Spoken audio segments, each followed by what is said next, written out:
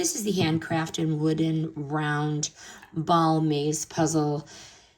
Feels old school in the best way. Solid wood, smooth finish, nice weight.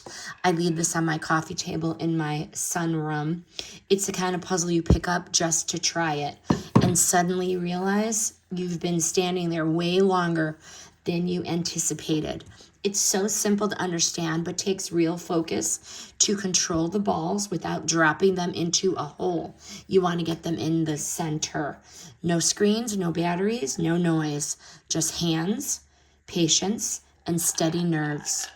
These work for kids and adults without feeling like it's meant for only one age group. These are great for hand and eye coordination and keeping the brain exercised. Would I buy it again? Absolutely. I'm going to be gifting these in the future. This one is for us, though. This is more of a calm, slow down puzzle than a hardcore brain burner.